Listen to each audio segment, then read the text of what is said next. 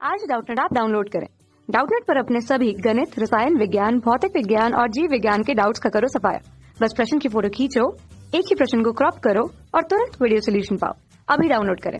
आज का हमारा प्रश्न है, किसी चतुष्फलक के शीर्ष ए बी सी की स्थिति सदिश क्रमशः 1 1 1 1 0 0 तथा 3 0 0 हैं।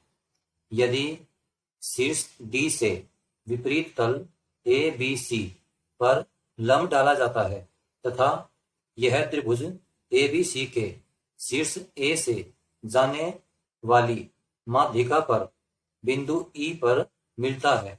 यदि एडी की लंबाई 4 तथा चतुष्फलक का आयतन 2√2/3 है तो ई की स्थिति ज्ञात कीजिए। जैसा कि प्रश्न में बताया गया है, शीर्ष डी से विपरीत तल ए बी सी पर लंब डाला जाता है तो यह हमारे पास लंब हो गया, जो कि बिंदु ए से जाने वाली माध्यिका को ई पर मिलता है। इस प्रकार यह बिंदु ई हमारे पास माध्यिका ए एम पर हो गया और एम यहाँ भुजा बी सी का मध्य बिंदु है। यदि हम सबसे पहले चतुष्फलक के आयतन का सूत्र प्रयोग करें तो उसके लिए हमें क्या करना होगा? पहले त्रिभुज ए बी सी का क्षेत्रफल ज्ञात करना होगा। उसके लिए हम यहाँ पर क्या करेंगे? त्रिभुज ए बी सी का क्षेत्रफल बराबर 1/2 गुणा में सदिश ए बी और सदिश बी सी का सदिश गुणनफल और उसका परिमाण। तो यदि हम सदिश ए बी यहाँ से ज्ञात करें तो क्या आ जाएगा? ये हमारे पास बिंदु ए है, ये बी है और ये सी है। तो इस प्रकार 0 i कैप घटा j कैप घटा k कैप और इसी प्रकार सदिश बी सी 2 i कैप जमा 0 j कैप जमा 0 k कैप। अब हमारे पास यहाँ से सदिश ए बी और बी सी का सदिश गुणनफल हम ज्ञात करेंगे। सारणिक i cap j cap k cap 0 घटा 1 घटा 1 2 0 0।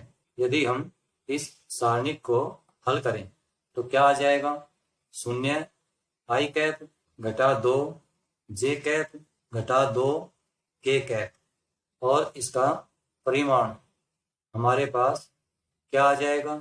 वर्गमूल में 0 जमा 4 जमा 4 2 वर्गमूल 2।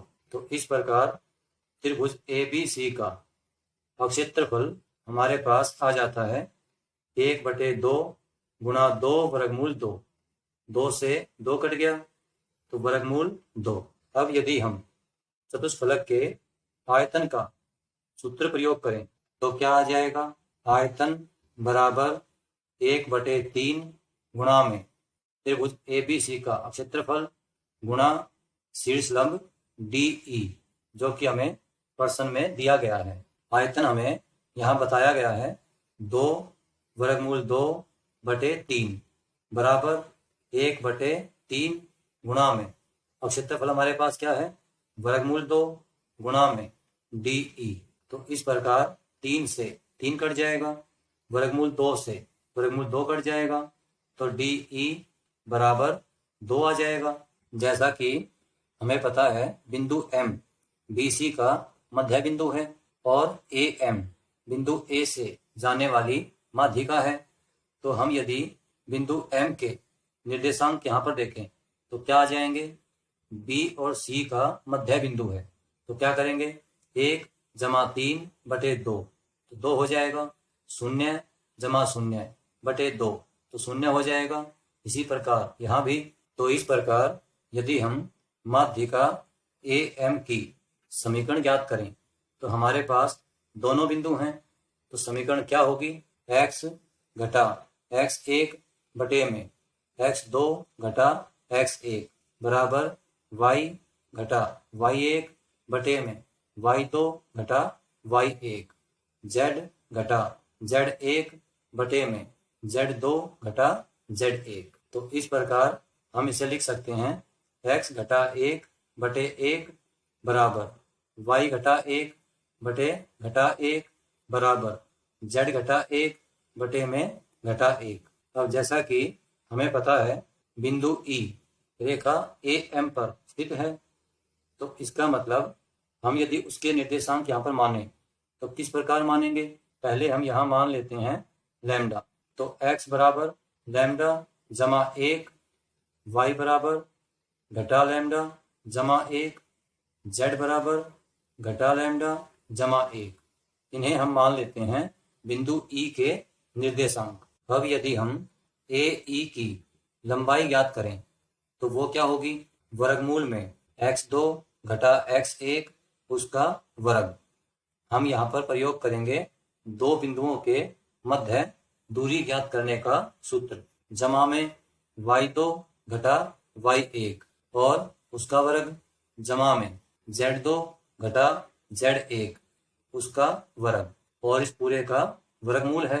यदि हम इसे हल करें तो यहाँ से AE का वर्ग बराबर क्या आ जाएगा, लैम्डा की घात 2 जमा लैम्डा की घात 2 जमा लैम्डा की घात 2 बराबर 3 लैम्डा की घात 2। अब यदि हम यहाँ समकोण त्रिभुज ADE में पाइथागोरस प्रमेय का प्रयोग करें तो AD का वर्ग बराबर क्या होगा, AE का वर्ग जमा में DE का वर्ग। और यदि हम AD का मान हमें दिया गया है 4 उसका प्रयोग करें और DE का मान हमने ज्ञात किया था 2 उसका प्रयोग करें तो यहाँ से क्या आ जाएगा, 4 का वर्ग बराबर 3 लैम्डा की घात 2 जमा में 2 का वर्ग। तो इस प्रकार 16 घटा 4 बराबर 3 लैम्डा की घात 2, तो लैम्डा की घात 2 बराबर 4 आ जाएगा और लैम्डा बराबर जमा घटा 2 आ जाएगा। तो इस प्रकार बिंदु E के निर्देशांक जो हमने यहाँ पर ये तीनों माने हैं उनमें यदि हम लैम्डा का मान रखें तो क्या आ जाएंगे, जमा 2 रखने पर हमारे पास निर्देशांक क्या होंगे, 3 घटा 1 घटा 1 और लैम्डा बराबर घटा 2 रखने पर निर्देशांक क्या होंगे, घटा 1 3 3। तो इस प्रकार बिंदु E के निर्देशांक हमारे पास आ जाते हैं। और यदि हमें स्थिति सदिश ज्ञात करना हो तो वो क्या होगा, 3 i कैप घटा j कैप घटा k कैप। और इसी प्रकार यहाँ से घटा i कैप जमा 3 j कैप जमा 3 k कैप, जैसा कि हमसे प्रश्न में पूछा गया था E की स्थिति ज्ञात कीजिए। तो इस प्रकार बिंदु E के निर्देशांक हमारे पास ये हैं और स्थिति सदिश ये बन जाएगा या फिर ये हो सकता है। इस प्रकार ये आ जाता है हमारा उत्तर। स्थिति सदिश में हम क्या करते हैं, i cap j cap k cap इनका प्रयोग करते हैं और बिंदु के निर्देशांक हम इस प्रकार लिख सकते हैं। कक्षा 6 से 12वीं से लेकर नीट IIT JEE वो एडवांस के लेवल तक 1 करोड़ से ज्यादा छात्रों का भरोसा। आज ही डाउनलोड करें डाउटनेट ऐप या व्हाट्सएप करें अपने सारे डाउट्स 8400 400 400 पर।